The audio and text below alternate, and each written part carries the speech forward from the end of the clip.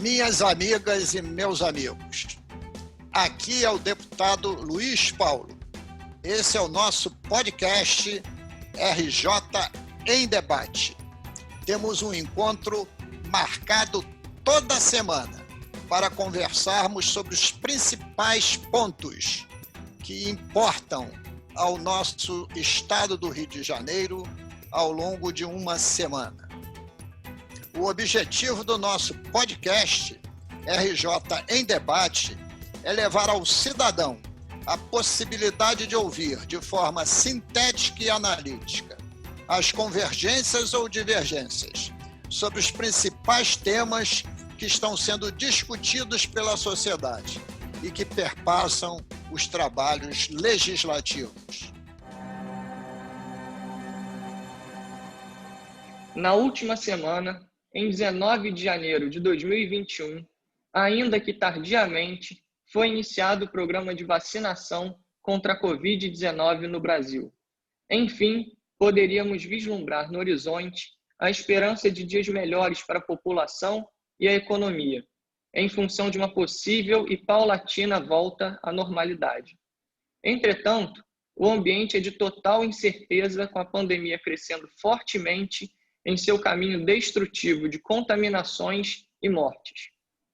Para que haja um enfrentamento real, o mais breve possível, seria necessário que as autoridades públicas, principalmente as federais, com planejamento, coordenassem os mais diversos entes federativos, de forma tripartite, como determina o SUS, deixando de lado suas vaidades e projetos ideológicos e colocando o real enfrentamento à Covid-19 em defesa do interesse da população brasileira como prioridade número 1. Embora isso pareça ser óbvio, não é o que vem acontecendo até este momento. O que deu o tom do debate sobre a Covid em nosso país foi o populismo, o negacionismo e a incompetência.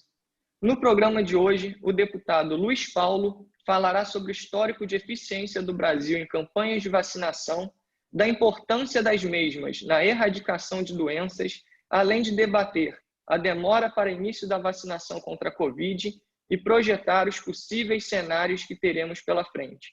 Meu nome é Pedro Rogar e serei o mediador desse bate-papo.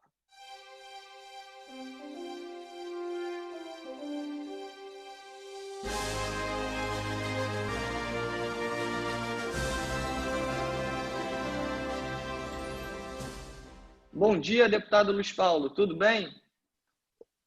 Bom dia, Pedro. Sobrevivendo a cada dia, que nesse momento tão terrível que vivemos, com o crescimento exponencial da pandemia, já é uma grande coisa. Tudo que queremos é vacinação. É verdade, deputado. Vamos começar então o nosso bate-papo. Deputado, o programa de vacinação brasileira tem um histórico relevante. Como o senhor enxerga a relação do Brasil com as vacinas ao longo do tempo? Pedro, o decreto federal 78.231, de 12 de agosto de 1976, regulamentou a Lei Federal 6.259, de 30 de outubro de 1975. E foi essa lei que criou o Programa Nacional de Vacinações, o PNI, em plena ditadura militar. E no seu artigo 1º, definiu como se daria o Programa Nacional de Imunizações, estipulando que as vacinações têm caráter obrigatório e serão organizadas e disciplinadas consoante a lei e o decreto regulamentador pelo Ministério da Saúde. Logo, o Brasil tem 47 anos de expertise em vacinação.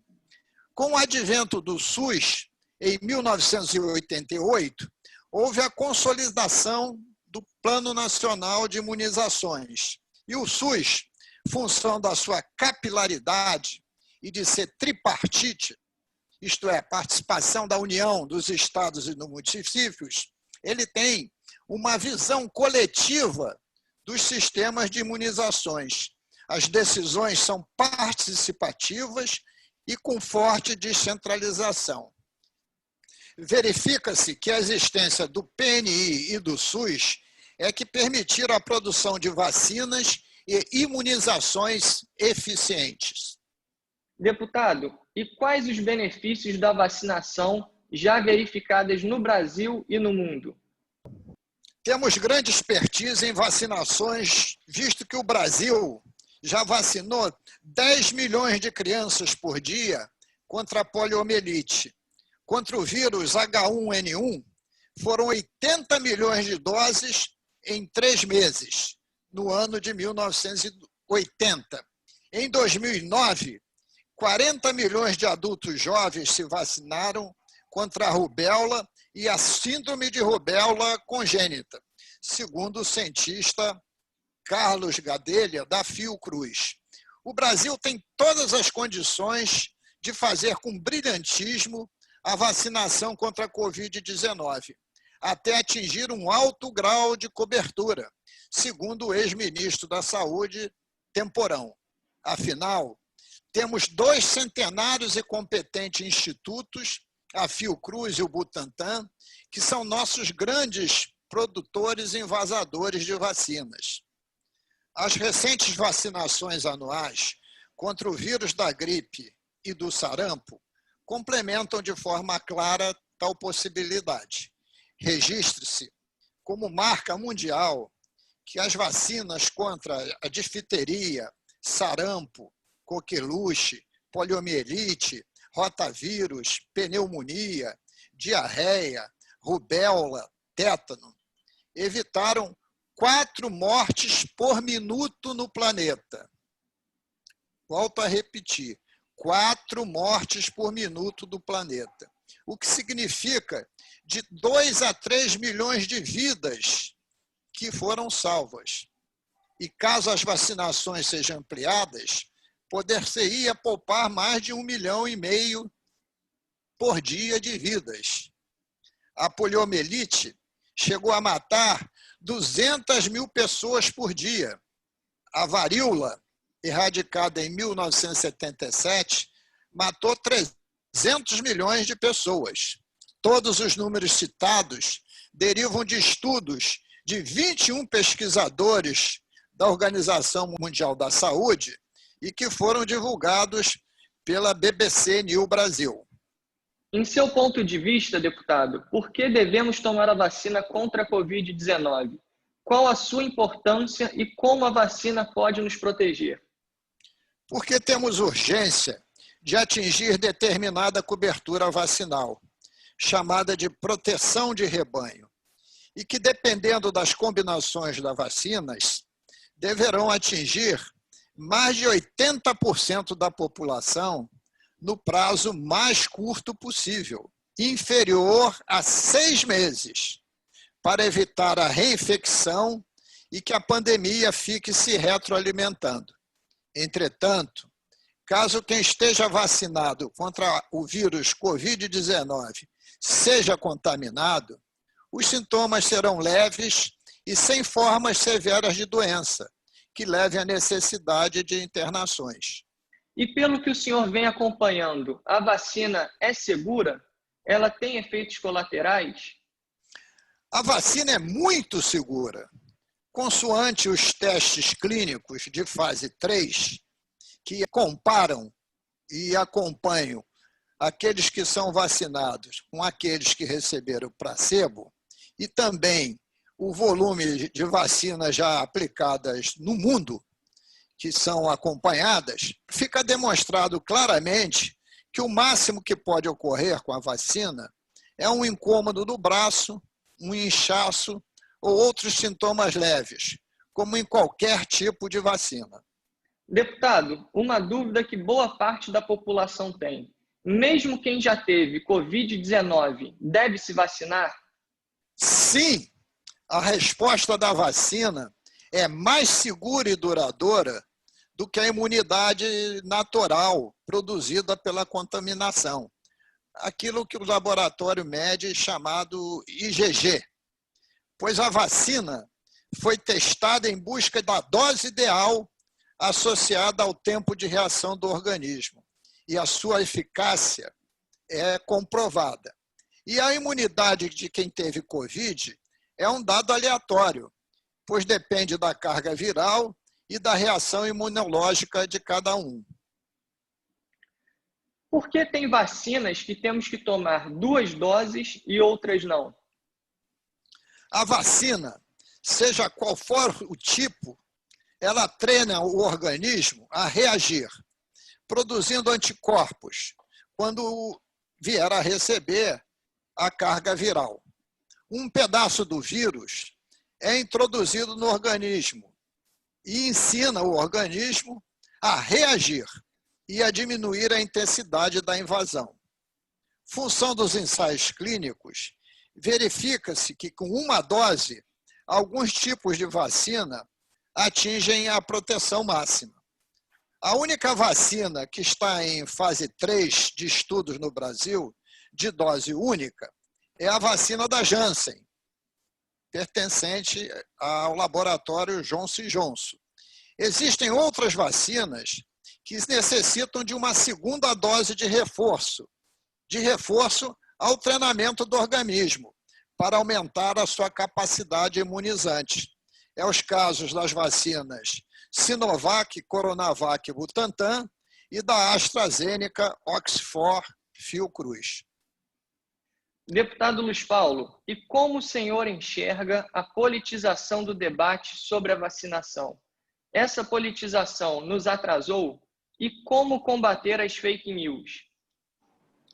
Ô Pedro, o populismo negacionista, o exibicionismo, a ideologização associada a uma política externa catastrófica do governo federal vem atrasando o nosso programa de vacinação, visto que o Brasil teve um ativismo muito forte contra a China e a Índia.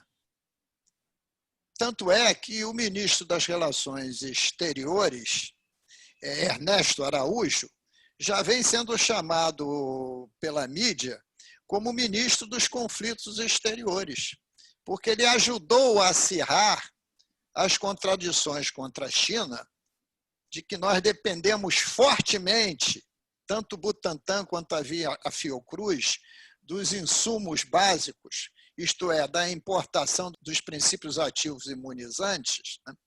Porque houve, né, uma forte tendência de querer impedir que empresa chinesa participasse da futura licitação da tecnologia 5G, que deve se dar ainda no primeiro semestre de 2021.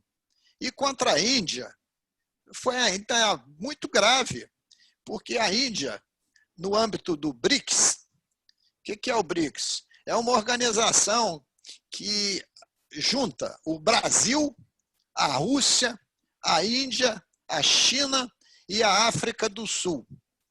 E a Índia vem sucessivamente tentando que o BRICS aprove a quebra de patentes, né, dos princípios ativos de medicamentos e vacinas. Porque, havendo essa quebra de patente, esses países, né, e o Brasil, inclusive, poderiam ser realmente produtores de medicamentos. Porque o Brasil hoje, através do Butantan e da Fiocruz, eles invasam as vacinas, mas o princípio ativo é importado. E o Brasil se alinhou, nesse caso, aos Estados Unidos, que os Estados Unidos do Trump, que já foi embora no dia 20, em boa hora, né, ele criou todos esses conflitos. Então, o Brasil ficou como fosse um pária mundial, segundo palavras do próprio ministro, totalmente isolado. E ele achava que isso era muito bom. E a prática está mostrando que não é. Agora, quanto à fake news, ela tem que ser combatida sempre com verdade e transparência. Mas, principalmente, que ninguém passe adiante aquilo que for duvidoso, aquilo que não tiver confirmação. Quais são os números da pandemia no Brasil e no Rio de Janeiro? E qual a letalidade especificamente no Rio de Janeiro, deputado? O Brasil tem uma população de 211,8 milhões de habitantes. E segundo os dados do consórcio da imprensa, de 19 de janeiro de 21, tem 8.573.684 casos de contaminação, com 211.491 óbitos, uma letalidade de 2,47%.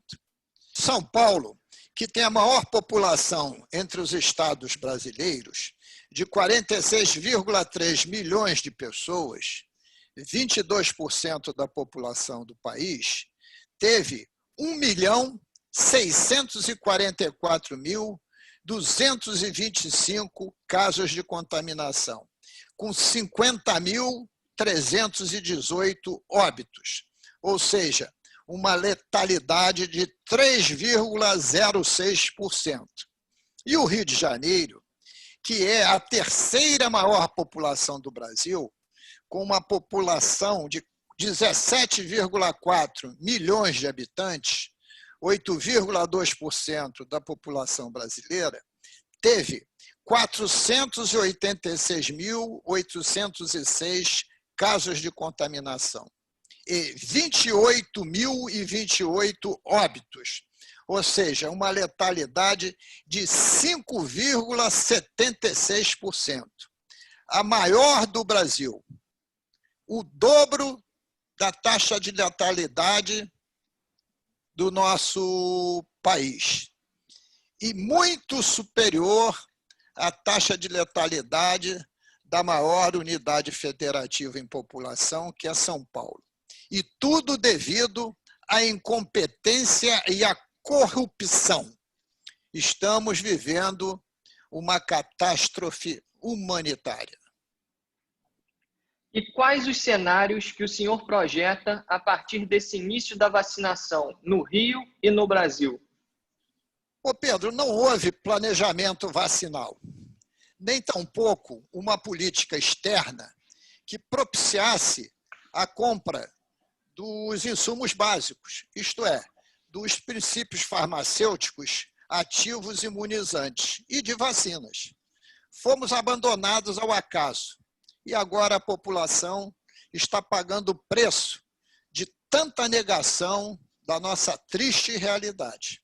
O fato é que, função de uma ação isolada do Butantan de São Paulo, que na contramão do governo federal, conseguiu comprar 6 milhões da vacina chinesa intitulada Coronavac, que é produzida pela Sinovac.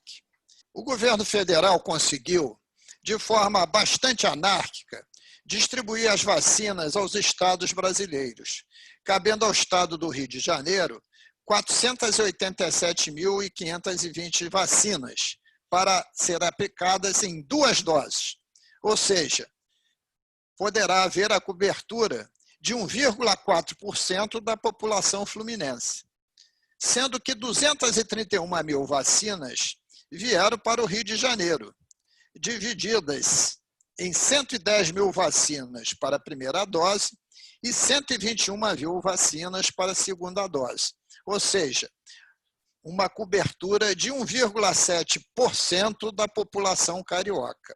O que temos certeza é que o Butantan, por ousadia, possui 4,1 bilhões de vacinas Coronavac, com princípio ativo produzido pela Sinovac e vindos da China, aguardando a aprovação da Anvisa, que ocorrerá nas próximas horas. E poderemos, então, ter o início da distribuição desses 4 milhões e 100 mil vacinas. E que deste montante de 4 milhões e 100 mil vacinas, 320 mil doses aproximadamente viriam para o estado do Rio de Janeiro e que 128 mil doses, no mínimo, viriam para a cidade do Rio de Janeiro. Estamos recebendo 2 milhões de vacinas produzidas na Índia, intitulada de Oxford AstraZeneca, que foram adquiridas pela Fiocruz e que também serão brevemente distribuídas. Logo teremos mais de 6 milhões de vacinas a serem distribuídas nos próximos dias. Em um futuro próximo, seria a expectativa da Fiocruz receber o princípio ativo da vacina Oxford até 31 de janeiro de 2021, sem que haja data efetiva para essa entrega. Essa data ainda não está confirmada, pode atrasar, para que a Fiocruz possa entrar em linha de produção e, possivelmente, em março, começar a ter mais vacinas para distribuir para o sistema do SUS. A partir desta data efetiva de entrega, a Fiocruz apresentará um cronograma de produção, visando envasar 210 milhões de vacinas em 2021, sendo que 100 milhões poderia ser no primeiro semestre. Essa é a hipótese inicial que fez a Fiocruz. A segunda previsão é a Sinovac da China enviar 11 milhões de litros do princípio ativo imunizante da Coronavac, já importados pelo Butantan, para que o mesmo entre novamente em linha de produção para envasar, no mínimo, mais de 8 milhões de vacinas Coronavac. A expectativa é que tal carga imunizante comece a chegar no Brasil até o dia 10 de fevereiro, visto que a previsão inicial de chegada era em 6 de janeiro e não foi cumprida. Quando tais entregas forem efetivadas, o Butantan poderá dimensionar sua linha de produção, visando envasar o maior volume possível de vacinas e também apresentar para a sociedade brasileira seu cronograma de produção. Logo, dependemos da Índia e da China para produzir os princípios ativos imunizantes, tanto para a Fiocruz como para o Butantan, respectivamente. Países que o governo federal selecionou, entre outros, para criar atritos sucessivos. Entretanto, acredito que tais países superarão as crises criadas pelo governo brasileiro, muito em função do respeito que tem a nossa população. Em síntese, continuamos sem planejamento vacinal e sem definição clara de público-alvo até a presente data. O que se recomenda, tendo vacina, é vacinação, distanciamento, máscara, higiene das mãos com água, sabão e álcool, e vacinação maciça, pois só assim poderemos minimizar a crise pandêmica e também começar a sair da crise econômica. Deputado, qual será a sua sensação no dia que o senhor tomar a vacina contra a Covid-19? Olha, Pedro, eu vou ficar muito feliz, porque eu tenho mais de 75 anos, sou de grupo de risco, nas minhas proximidades, quase todos já tiveram Covid. Claro que a gente tem uma ansiedade enorme em ser vacinado. Estamos há quase um ano de isolamento, sem nenhuma perspectiva pela frente. Então, vai ser como fosse um grande alívio. Claro que respeitando todas as filas possíveis, isto é, respeitando que o governo decida o que é a população-alvo e querendo fortemente que essa vacinação atinja todos os cariocas, fluminenses e brasileiros, porque nós poderemos realmente nos sentirmos seguros somente quando toda a população brasileira estiver vacinada.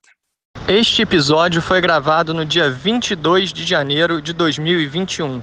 Deputado, Acredito que esse bate-papo tenha sido enriquecedor para todos e que tenha ficado claro a importância da vacina, bem como de um planejamento de vacinação eficaz.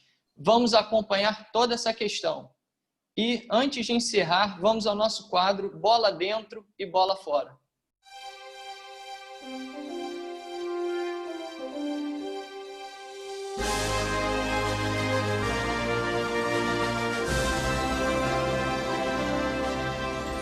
Minha bola fora de hoje é para o ministro da Educação e para o presidente do INEP, que consideraram um sucesso a primeira etapa do Enem.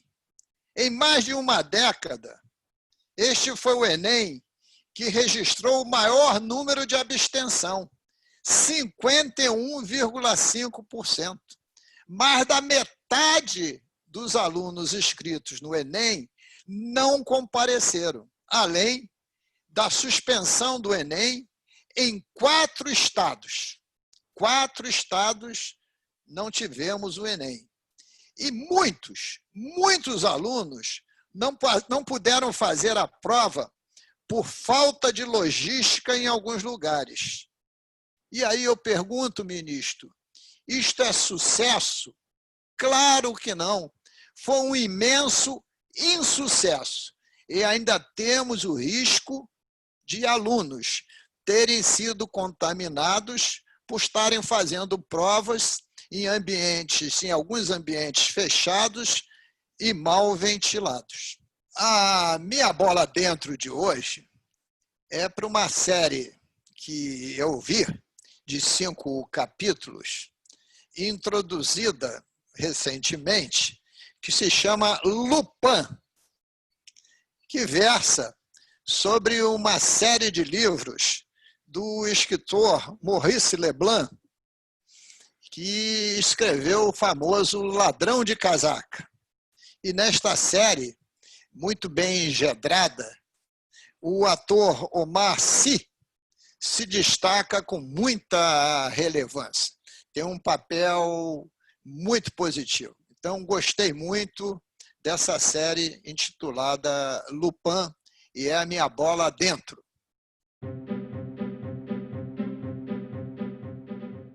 Eu queria agradecer a participação de todos no podcast sobre a questão específica dos consignados do funcionalismo público.